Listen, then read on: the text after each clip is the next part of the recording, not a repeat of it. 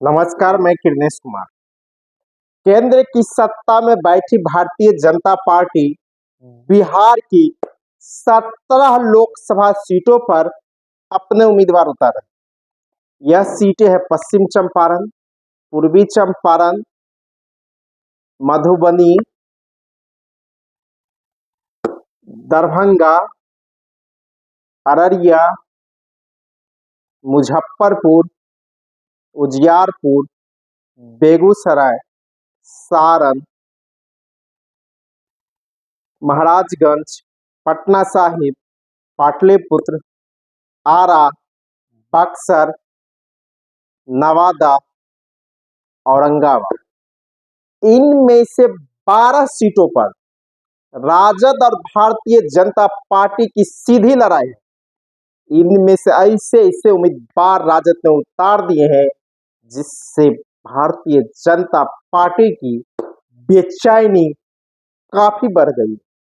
हालांकि 17 में से 3 सीटों पर मुजफ्फरपुर, पटना साहिब और महाराजगंज में कांग्रेस के उम्मीदवार भिड़ेंगे भाजपा से, तो बेगूसराय में सीपीआई और भाजपा की लड़ाई होगी, यानी बेगूसराय में लाल और भगवा की लड़ाई होगी।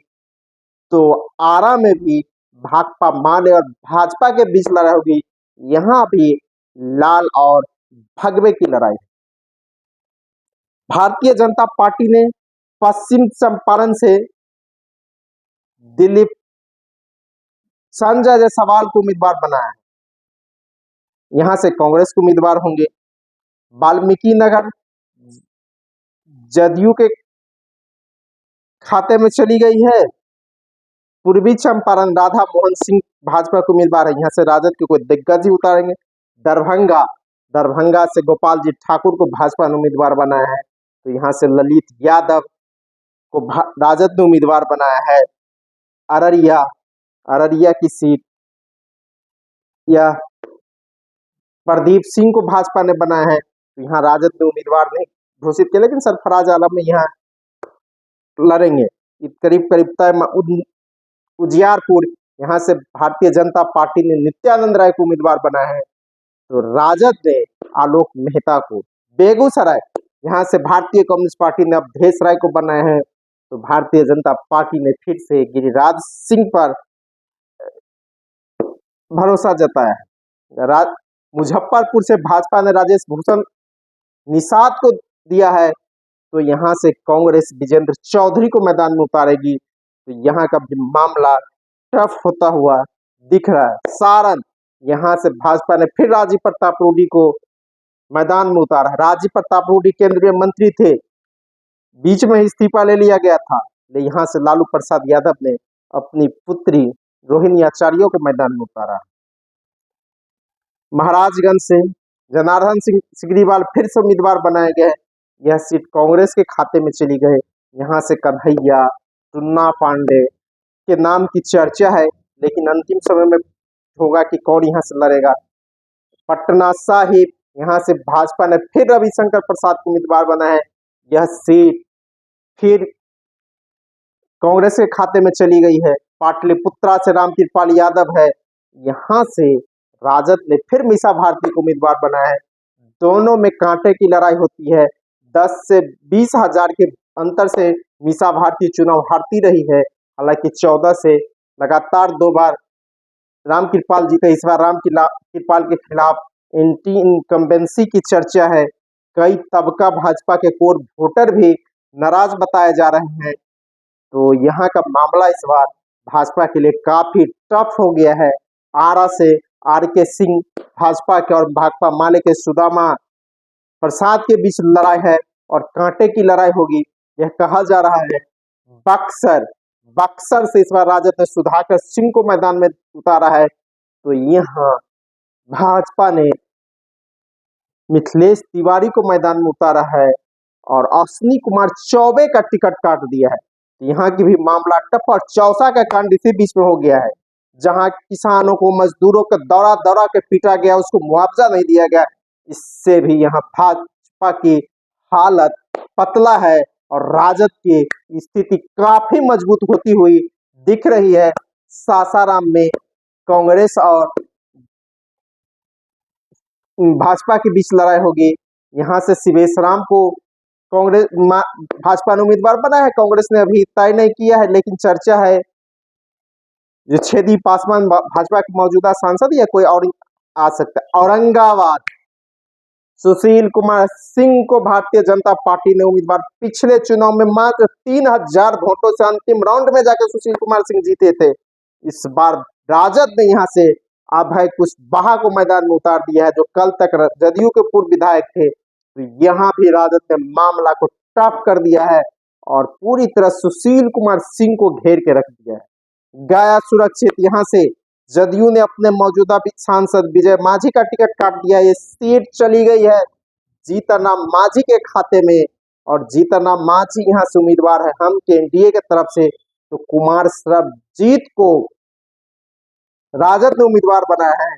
यहाँ से कुमार सर्वजीत के पिता राजेश कुमार भी कई बार सांसद रह चुके हैं। तो यहाँ भी राजद का पलड़ा कहा जा रहा है भारी है। नवादा में श्रवण कुशवाहा को राजद ने उम्मीदवार बनाया है और यहाँ से विवेक ठाकुर सीपी ठाकुर के बेटे उम्मीदवार है, जो परिवारवाद का विरोध करते हैं प्रधानमंत्री नरेंद्र मोदी। तो यहाँ भी भाजपा के किसी एक परिवार के नेता का बेटा मैदान में है। जमुई सीट है, यहाँ से लोजपा और राजद के बीच लड़ाई है। यहाँ से अर्चना भारती राजद की उम्मीदवार है और वह स्थानीय है, वह वहां पर लोजपा उम्मीदवार पर भारी पड़ती हुई दिख रही है।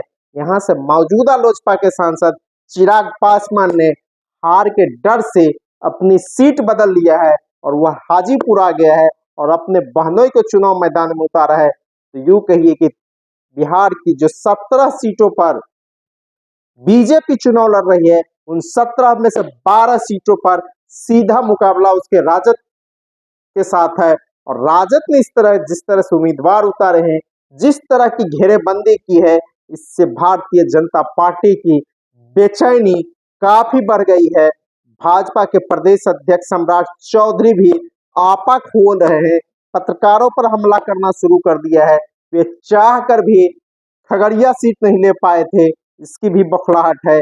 भाजपा से एक कुशवाहा को टिकट नहीं दिया गया है।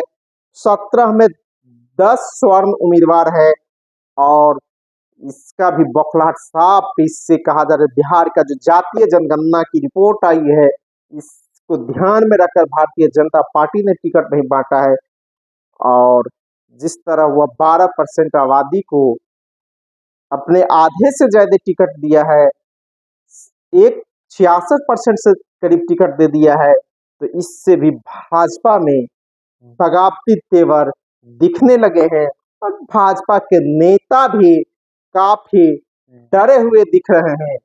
और यही कारण है कि भाजपा के प्रदेश अध्यक्ष सम्राट चौधरी भी आपा खोलने लगे हैं और जो चुनाव की तिथियां नजदीक आएगी और प्रचार भी तेज होंगे, त्यों तो सत्ता पक्ष और विपक्षी आक्रमण भी बढ़ेंगे और बिहार का राजनीतिक सरगर्मी भी तेज होगी।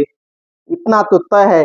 लेकिन भारतीय जनता पार्टी या राजद के बीच जिन 17 सीटों पर लड़ाई है, सीधी लड़ाई है, वहीं सीपीआई के साथ बेगूसराय की लड़ाई भी काफी दिलचस्प हो गई है।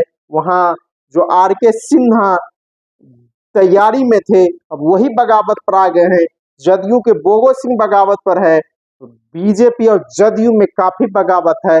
इसका फायदा होता हुआ सीपीआई के उम्मीदवार अवधेश राय को दिख रहा है। हालांकि 2023 के चुनाव परिणाम का भी अगर आकलन कर लिया जाए तो अवधेश राय की जीत पक्की है और भारतीय जनता पार्टी के उम्मीदवार गिरिराज सिंह काफी पीछे दिख रहे हैं। तो यूं कहा जाए कि भारतीय जनता पार्टी की जिन सीटों पर लड़ाई है, उनकी पेच काफी फंस गए। जो 17 सीटें हैं, उस बार बिहार में उसकी गाड़ी पूरी तरह फंस गई है।